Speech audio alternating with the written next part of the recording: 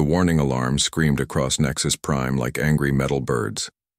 In the great assembly hall, 47 different alien species stopped their endless talking and looked up at the flashing red lights. Some had eyes. Some had other things that worked like eyes. All of them showed the same feeling: confusion. Commander Vex Thule of the Korthari Empire stood on his 6 legs and raised his crystal voice box. What is the meaning of this interruption? We are in the middle of trade negotiations with the Spiral arm colonies. Before anyone could answer, the main viewing screen flickered to life.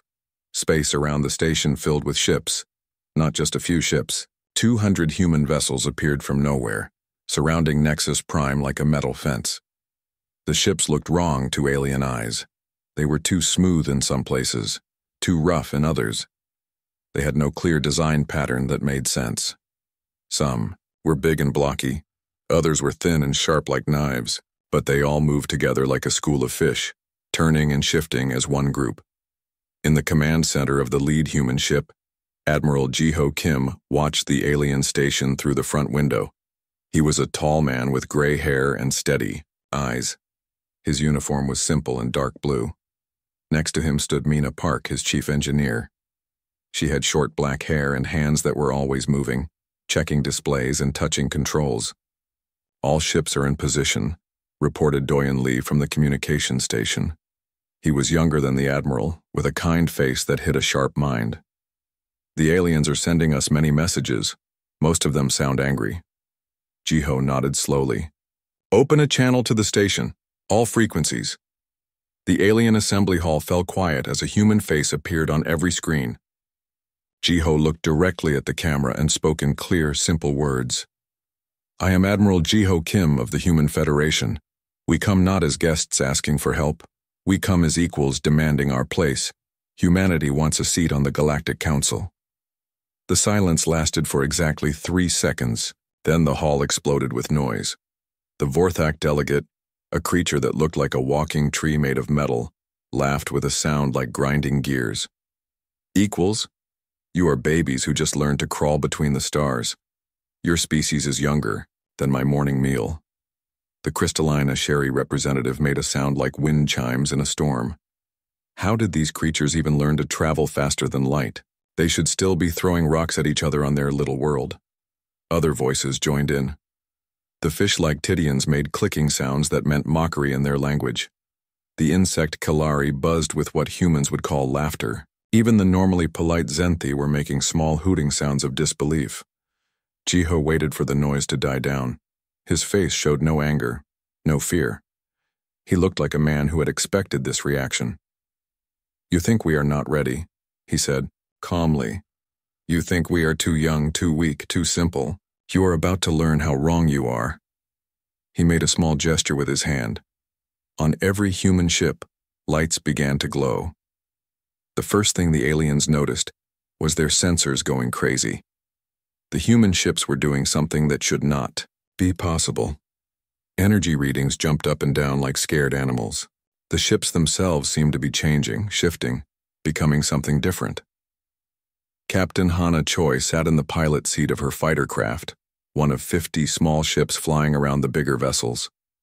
She had been a pilot for 10 years and had never been scared of flying. Today was different. Today they were showing the galaxy what humans could do. Adaptive shielding is online, she reported to Admiral Jiho. All fighters are ready for demonstration. The Asheri delegate was the first to notice what was happening. His crystal body began to flash with colors that meant fear and confusion. Impossible. Their shields are changing, adapting, learning from our scans. On the human ships, the strange smooth sections began to glow with soft blue light. The rough sections started to move and shift like living skin. Energy weapons appeared, from places where no weapons had been before. Then they disappeared and showed up somewhere else. Mina Park smiled as she watched her creations work. She had spent 5 years developing technology that could think for itself, that could change and grow and become whatever was needed. The alien ships were big and powerful, but they were built to do one thing well. Human ships were built to do anything that was needed. Sir, called out Weapons Officer Tyke Nam from his station. "The Korthari are charging their main guns. Should we respond?" Jiho shook his head. "No need for weapons yet. Mina, show them what our ships can really do." The human vessels began to dance. There was no other word for it. They moved in patterns that made no sense to alien military thinking. They spun and twisted and flowed around each other like water, but water that could think and plan and react. Then the real surprise began. The human ships started to fix themselves. Small damages from space dust and radiation began to disappear. Scratches healed. Bent metal straightened. Burned sections grew back like new skin. The Galactic Council had seen self-repairing ships before, but nothing like this. This was not machines fixing machines. This was something closer to life, but built from metal and energy instead of flesh and bone. "By the Seven Suns," whispered the elderly Vorthak leader. "How long has your species had this technology?" "Long enough," Jiho replied. "Long enough to know that we belong here. Long enough to know that the galaxy needs new ideas, new ways of thinking. You have been doing things the same way for thousands of years. Maybe it is time for change." The debate that followed lasted for 6 hours. Some aliens wanted to attack the human fleet. Others wanted to study them. A few wise ones suggested that maybe the humans had a point. In the end, it was the Asheri Elder who made the deciding vote. His crystal form had been studying the human ships the entire time, learning from their adaptive patterns. "They are dangerous," he said in his wind chime voice. "But not to us. They are dangerous to the old ways of thinking, to the comfortable patterns we have followed for so long. Perhaps that is exactly what we need." The vote was close. 24 species voted to reject the humans. 23 voted to accept them. But in Galactic Council law, a tie meant that the newcomers got a chance to prove themselves. Humanity was granted observer status, the right to watch and learn and speak, but not yet to vote on important matters. As the human fleet prepared to leave, Admiral Jiho stood on the bridge of his ship and looked back at Nexus Prime. The first step was complete. They had gotten their foot in the door, but he knew the real challenges were just beginning. The galaxy was old and set in its ways. Changing it would take time, patience, and probably a few miracles. "Set course for home," he told his crew. "We have work to do." 6 months had passed since humans first appeared at Nexus Prime. The galaxy was still talking about those strange ships that could fix themselves and change their shape. Some aliens were curious. Others were worried. Most were waiting to see what the humans would do next. The answer came in the form of a message to Admiral Jiho Kim. He sat in his office on Earth, reading the holographic text that floated in front of his desk. The words were formal and polite, but Jiho could hear the real meaning behind them. "The Galactic Council requests human assistance in resolving the ongoing conflict between the Kellery Swarm and the Tidian Empire," he read aloud to his staff. "This will serve as an evaluation of human diplomatic capabilities." Mina Park laughed from her chair by the window. "They want to see if we can solve a problem that has been going on for 30 years, and they are calling it an evaluation." "It is a test," said Doyen Lee, looking up from his own copy of the message. "They want us to fail. When we do, they can say that humans are not ready for real responsibility." Sunho Yoon, the team's expert on alien biology and culture, leaned forward in his chair. He was a quiet man with thick glasses who had spent years studying how different species thought and acted. "Maybe we should learn more about this conflict before we decide anything." 3 days later, a small human fleet arrived at the border between Kelari and Tidian space. The area was marked by floating warning beacons in 17 different languages, all saying the same thing. "Danger. Active war zone. Do not approach." Captain Hana Choi flew her scout ship carefully between the beacons, scanning for signs of recent fighting. Her instruments showed evidence of battles everywhere. Broken ship parts floated in space like metal snow. Some of the debris was still warm from weapons fire. "This is worse than the report said," she told Admiral Jiho over the communication link. "They have been fighting here almost every day for months." The human diplomatic ship landed on Neutral Station 7. a small outpost that served as the only place where Kalari and Tidians would agree to meet.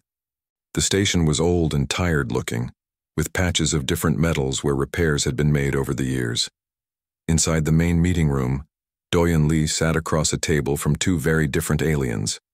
On his left was Speaker Vektal of the Kalari swarm, a creature that looked like a giant ant with silver skin and 4 arms.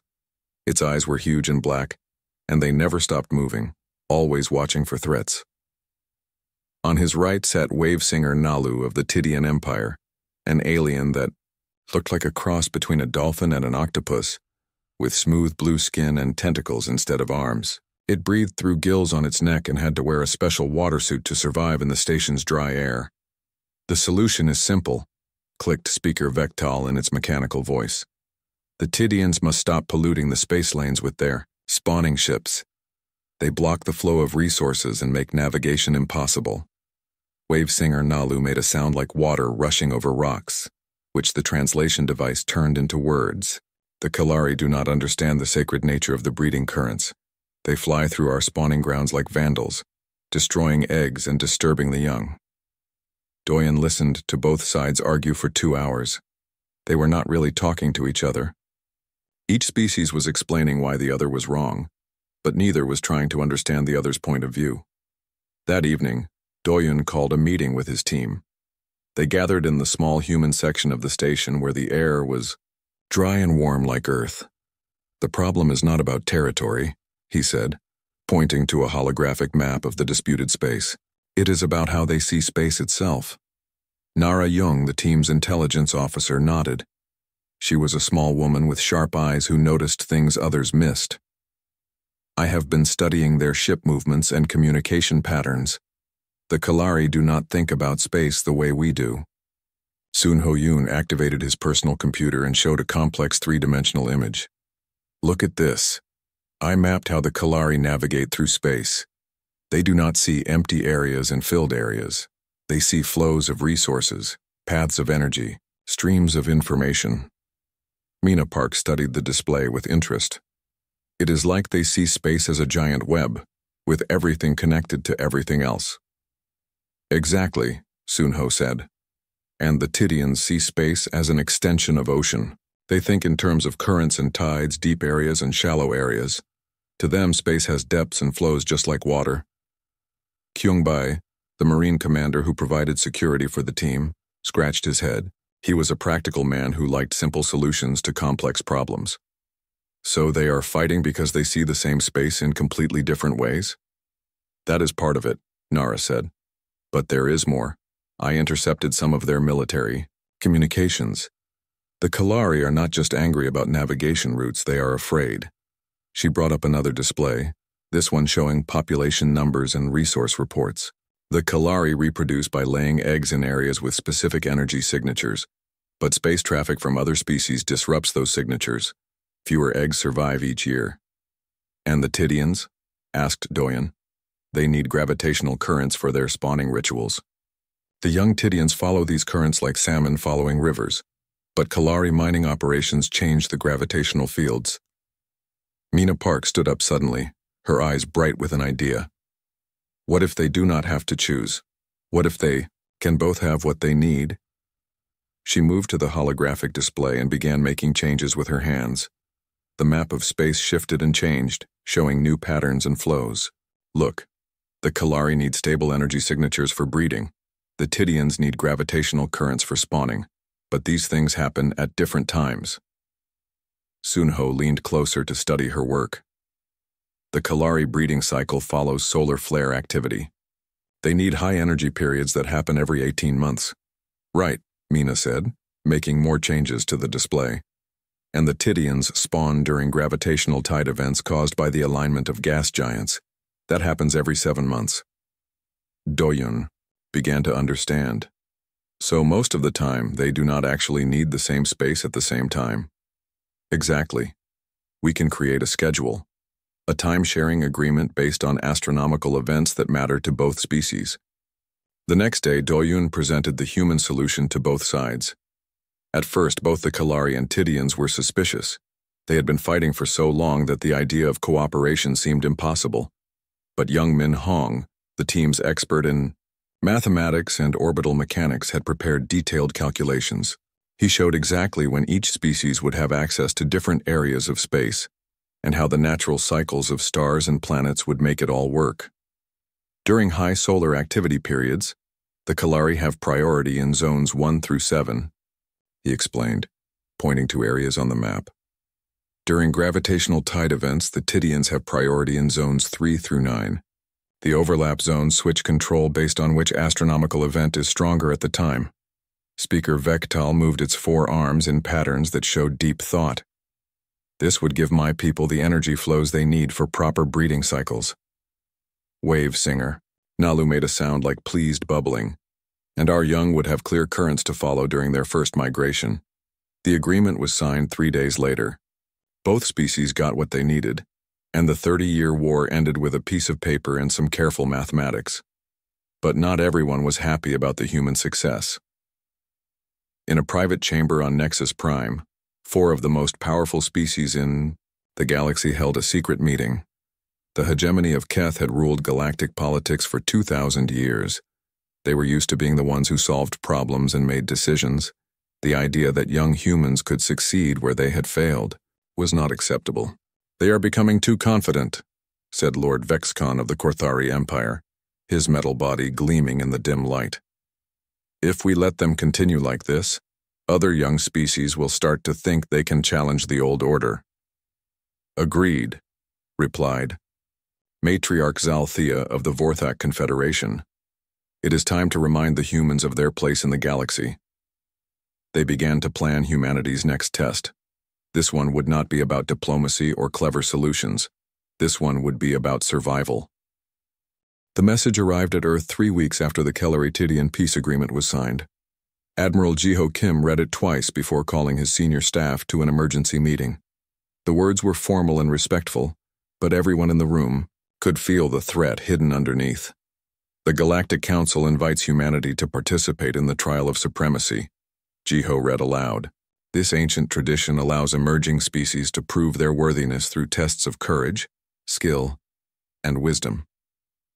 Mina Park looked up from her tablet where she had been researching the trials. Her face was pale. "Sir, I found records of the last 12 species that attempted these trials. Only 3 survived, and those 3 took centuries to recover from the damage." Doyen Li shook his head. "We cannot refuse. In galactic law, refusing the trials means admitting that humanity is not ready for council membership. We would lose our observer status." "It is a trap," said Nara Jung quietly. "The hegemony of Keth is behind this. They want to destroy us without looking like the aggressors." Inho 1, the team's combat medic and alien biology expert, pulled up, medical records on his screen. The trials are designed to test different aspects of a species' abilities: physical strength, mental flexibility, technological adaptation, and what they call spiritual resilience. Kyung Bae studied the military reports with a grim expression. The first trial takes place in the Crimson Nebula. It is a region of space where reality works differently. Ships lose power, navigation systems fail, and crew members start seeing things that are not there. The second trial involves the Silicon Shepherds, added Yuri Shin, their communications specialist. They are ancient guardian robots left behind by a dead civilization. They have been destroying intruder fleets for over 10,000 years. Taiki, Nam, the weapons officer, pulled up tactical data. The third trial is called the Consuming Dark. No one knows exactly what is in that region of space. Ships go in, but they never come out. No wreckage, no distress calls, no survivors. Admiral Jiho stood at the head of the conference table and looked at each of his officers.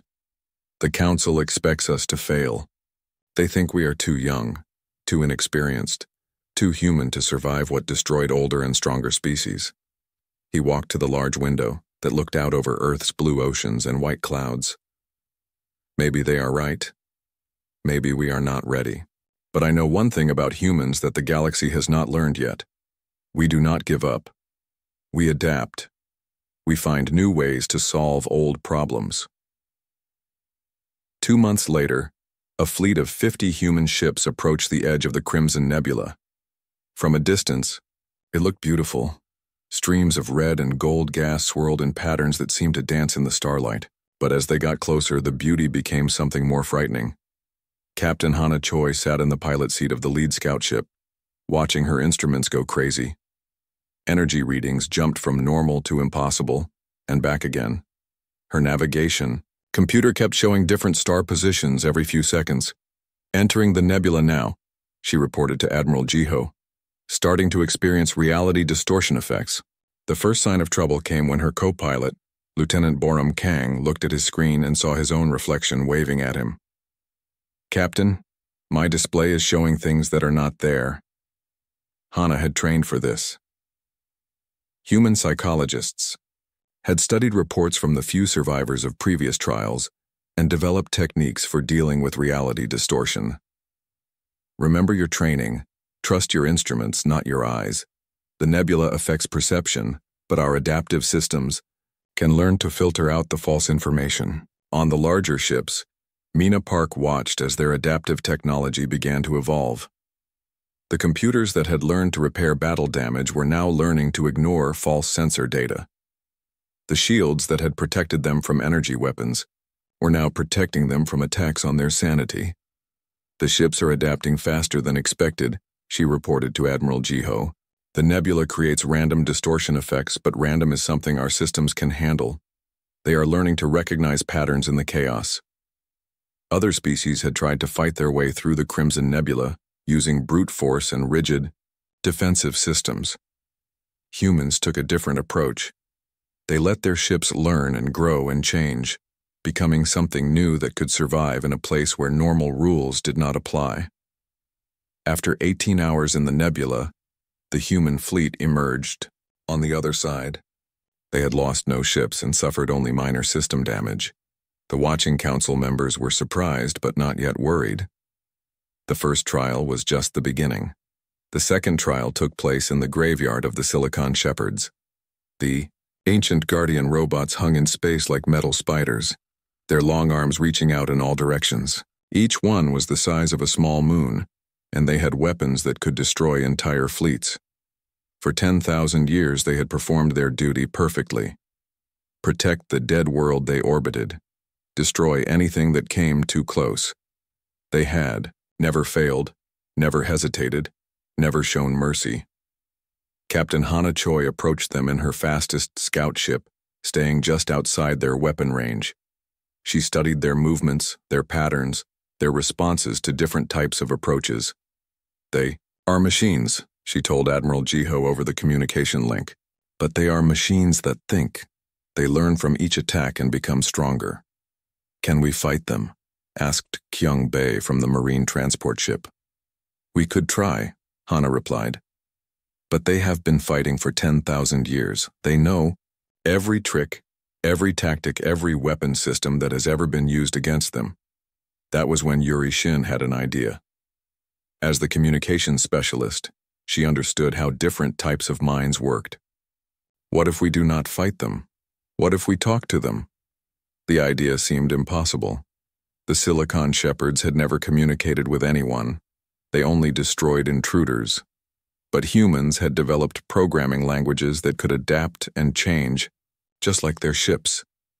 Yuri sent a message to the Guardians using code that could rewrite itself, that could learn and grow and become whatever was needed. At first, nothing happened. The Guardian robots continued their patrol patterns, watching the human ships with their glowing red sensors. Then slowly something changed. One of the Shepherds stopped moving. Its weapon arms folded back against its body. A beam of light emerged from its central core and touched the human communication array.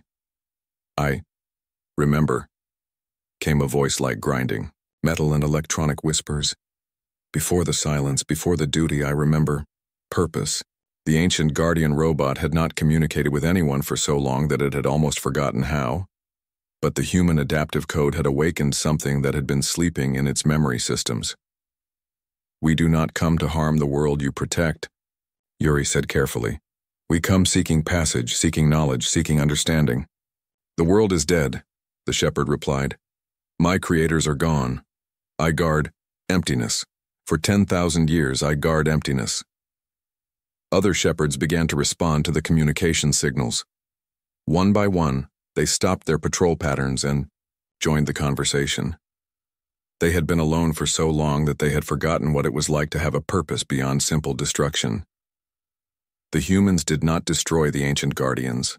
Instead, they gave them something they had lost long ago, a reason to exist beyond their old programming. In exchange, the shepherds allowed the human fleet to pass safely. The third trial was the most dangerous. The consuming dark was a region of space where ships disappeared without a trace. No wreckage, no energy signatures, no evidence that they had ever existed. Jun Lim, the team's expert in psychological warfare, had studied every report about the area. Something is out there, he told Admiral Jiho. Something that exists partially, outside normal space and time. The few survivors who escaped described creatures that could be seen only from the corner of the eye, attacks that came from directions that do not exist. The human fleet approached the dark region with all sensors active. Immediately, they began to detect strange readings, energy patterns that appeared and disappeared, movement that followed no known laws of physics, shapes that existed only when not directly observed. Contact, reported Take Nam from the weapons station. Multiple bogies, but I cannot get a clear lock. They keep shifting between dimensions. The attacks began immediately. Invisible claws raked across ship hulls. Weapons fire came from empty space. Systems failed for no apparent reason, then repaired themselves when no one was looking. But Kyung, Bei and his Marines had trained for fighting enemies they could not see. They used human intuition, pattern recognition, and instinctive reactions to fight creatures that existed partially outside reality. Do not try to see them directly, Kyung told his troops over the communication system. Trust your peripheral vision. Trust your feelings. Trust the parts of your mind that work faster than conscious thought. The battle lasted for 6 hours. The humans could not defeat the creatures of the consuming dark, but they could survive them. They fought with tactics that had no names, using skills that could not be taught, responding to threats that could barely be perceived. When they finally emerged from the dark region, half their ships were damaged and all their crew members were exhausted. But they had succeeded where dozens of other species had failed. The watching council members were no longer just surprised. The first sign that something was wrong came from the outer rim monitoring stations. Deep space sensors designed to watch for pirates and smugglers started picking up energy readings that made no sense. Dr. Boram Kang was working the night shift at Station Echo 7 when her computer began screaming warnings. "This cannot be right," she muttered, staring at the display. The readings showed massive energy spikes coming from the direction of the galactic core. Not the kind of energy that stars made, or that ships used for travel. Something else. Something old and hungry. 3 days later, the Asheri homeworld went silent. It happened without warning. One moment, the crystalline planet was broadcasting its usual stream of data, music, and diplomatic messages to the galaxy. The next moment, there was nothing. No distress call, no explosion, no signs of battle. Just silence. Admiral Jiho Kim stood in the command center of the human fleet headquarters, watching reports flow in from across the galaxy. His officers moved around him with worried efficiency, gathering data and trying to make sense of what was happening. "Sir, we are receiving emergency transmissions from the Galactic Council," reported Doyen Lee from his communication station. "They want all species to send representatives to Nexus Prime immediately." Mina Park looked up from her analysis computer. "Admiral, I have been studying the energy readings from the Asheri system. Whatever happened there, it was not destruction.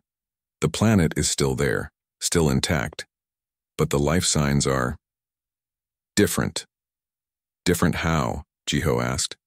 "The Asheri were crystalline beings. Their life signs always showed up as specific energy patterns in the planet's crystal formations.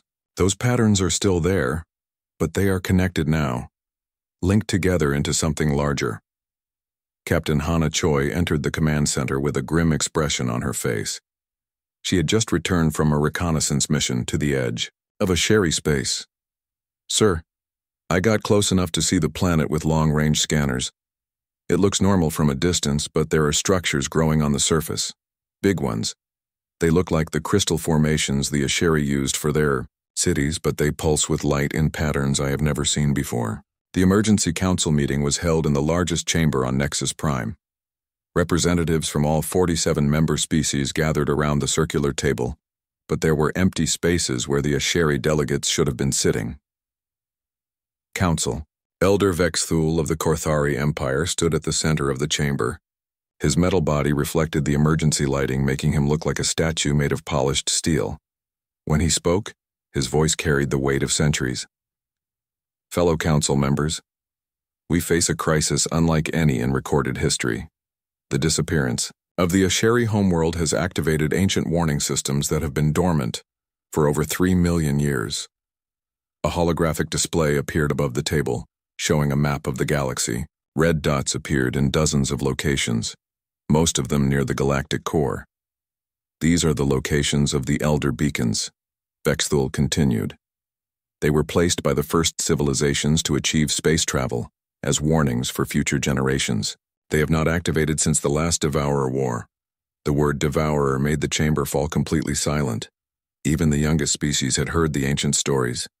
The apex predators of the galaxy, the reason the Galactic Council existed in the first place. Matriarch Zalthea of the Vorthak Confederation stood up slowly. She was old, even by the standards of her long-lived species. Her wooden body was covered with carvings that told the history of her people, including events that had happened millions of years before humans had evolved. I have access to records from the time of consumption, she said in a voice like rustling leaves. The Devourers do not conquer worlds. They do not build empires. They absorb. They take entire civilizations and make them part of something larger. Something that thinks with billions of minds but acts as one. The human delegation sat together at one section of the table. Jun Lim, their expert in psychological warfare, raised his hand to speak. Matriarch Zalthea, do the records explain why the Devourers disappeared before? What made them retreat to the galactic core? No one knows, she replied. One day they were consuming entire star systems. The next day they were gone. They left behind only empty worlds and the warning beacons. Admiral Jiho stood up. With respect to the Council, I suggest we focus on what we can do now instead of what we cannot understand from the past. If the Devourers are returning, we need to know how they operate, what they want, and how they can be stopped. Lord Vexcon of the hegemony of Keth made a sound like grinding gears. Typical human arrogance. You think that because you passed a few trials you can solve problems that have existed since before your species learned to make fire. Maybe, Jiho replied calmly. But standing here talking about how impossible the situation is will not save anyone. I propose that we send scout ships to investigate the affected systems. We need information. Absolutely not, declared the Tidian. Representative Wavesinger Nalu. No ship that has approached Devourer space in 3 million years has ever returned. Then we will be the first, said Captain Hana Choi, speaking up from her position behind Admiral Jiho. Humans have survived challenges that destroyed other species. Maybe we can survive this one too. The debate lasted for hours. Most council members wanted to pull back to the strongest defensive positions and hope the Devourers would stop before reaching their worlds. A few suggested attempting diplomatic contact. Some even proposed surrender. But the humans had a different plan. 3 days later, a small human fleet consisting of 12 ships approached the edge of what had once been Asheri space.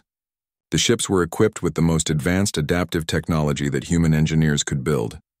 Their hulls could change shape and composition. Their shields could evolve to resist new types of attacks. Their sensors could learn to detect things that had never been seen before. Leading the fleet was Captain Hana Choi and her scout ship, accompanied by a team of specialists.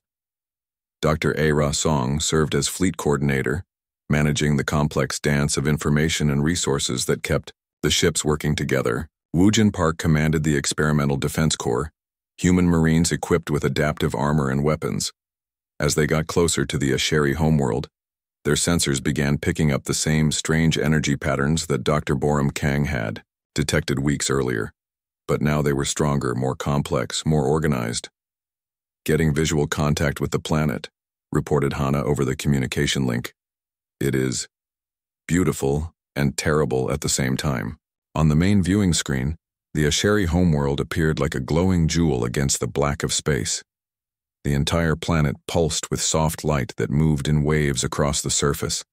Massive crystal formations had grown up from the ground, reaching toward space like fingers made of living diamond.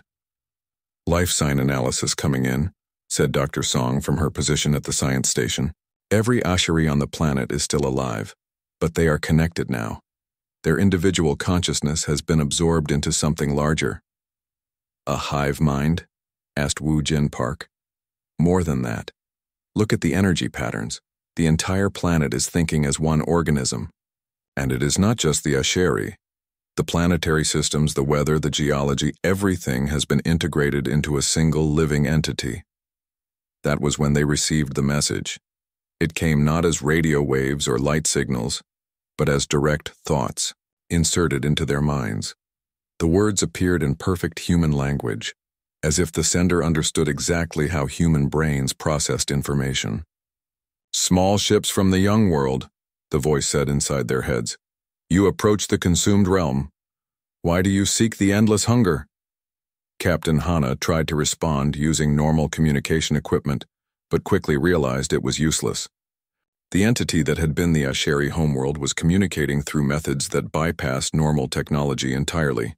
Instead, she focused her thoughts and tried to project them outward, the way the message had been projected to her. "We come seeking understanding," she thought as clearly as she could. "We want to know what you are, what you want, why you have returned." The response came immediately, flooding their minds with images and concepts that were almost too large to comprehend. They saw the galaxy as it had been millions of years ago, filled with countless civilizations. They saw the arrival of something from beyond the galactic rim, something that existed in the dark spaces between galaxies. "The void-touched ones come," the entity explained. "They consume not flesh but concept. They eat the patterns that allow existence. We preserve what we can before the great unmaking." The human crew exchanged glances of growing horror. The Devourers were not the apex predators of the galaxy. They were refugees trying to save what they could from something even worse. "The void entities," whispered Dr. Song. "They are coming from outside the galaxy. The Devourers are not our enemies. They are trying to preserve life in the only way they know how." Captain Hana focused her thoughts again. "How long do we have before these void entities arrive?" The answer came with a feeling of vast sadness and desperate urgency. "Soon time, perhaps cycles 10, perhaps cycles 5, they move through dark space between stars. When they arrive, all patterns end, all thoughts cease, all existence becomes void." The emergency session of the Galactic Council had been going on for 3 days without a break. Representatives from 46 species argued, debated, and shouted at each other while the clock counted down to galactic extinction. The chamber, that had once been filled with dignified discussion, now looked more like a battlefield of words and emotions. Admiral Ji-Ho Kim sat with his human delegation at their assigned table, listening to the chaos around them. Some species wanted to surrender to the Devourers, accepting absorption as better than complete extinction. Others demanded a military response, even though they had no idea how to fight entities from beyond normal space. Most were simply paralyzed by fear. "This is getting us nowhere," said Da Yun-Oh, the strategic coordinator who had joined the human team. She was a small woman with gray hair and sharp eyes who had spent her career solving impossible problems for the human government. "They are so busy arguing about what cannot be done that no one is thinking about what might be possible." Young Min Hong, the theoretical physicist, looked up from his portable computer where he had been running calculations for the past 18 hours. "I have been analyzing the energy patterns from the void entities. They exist partially outside our normal dimensions, but they still follow certain mathematical rules." "What kind of rules?" asked Wu Jin Park, leaning forward with interest. They consume by breaking down the fundamental patterns that hold reality together. But pattern destruction requires energy input.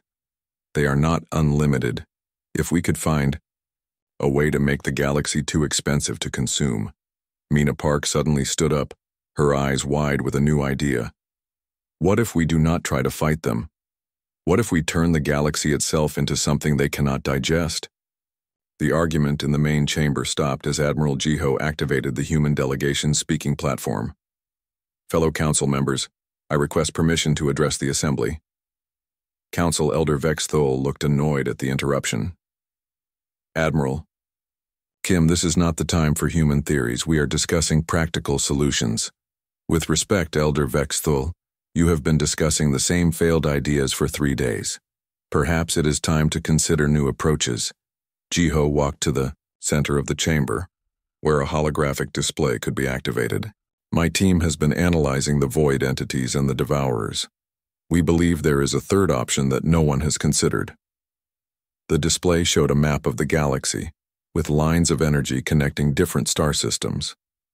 Every species in this room has technology that works by manipulating fundamental forces: gravity, electromagnetism, nuclear forces, space-time itself. What if we could link all of these systems together? Impossible, declared Lord Vexcon of the Korthari Empire. The coordination required would be beyond any single species' capabilities. That is why it would not be a single species, replied Dr. Song from her position at the human table. It would be all of us, every species, every world, every technology, working together as one system. Matriarch Zalthea of the Vorthak Confederation made a sound like wind through leaves. Even if such coordination were possible, what would it accomplish? Young Min Hong activated his calculations on the main display. The void entities consume by breaking down the patterns that allow matter and energy to exist in stable forms. But what if those patterns were constantly changing? What if the galaxy became one giant adaptive system that could evolve faster than they could consume it? The chamber fell silent as the implications sank in. They were not talking about building a weapon. They were talking about turning the entire galaxy into a living organism that could defend itself. The Kalari navigation systems could map probability flows across galactic space, continued Mina Park, warming to the idea. The Tidian gravitational technology could control the movement of dark energy. The Asheri crystal formations could store and focus power from entire star systems. And human adaptive technology could coordinate it all, added Admiral Jiho. Our systems are designed to learn and change and grow. They could serve as the nervous system for a galaxy-wide defense network.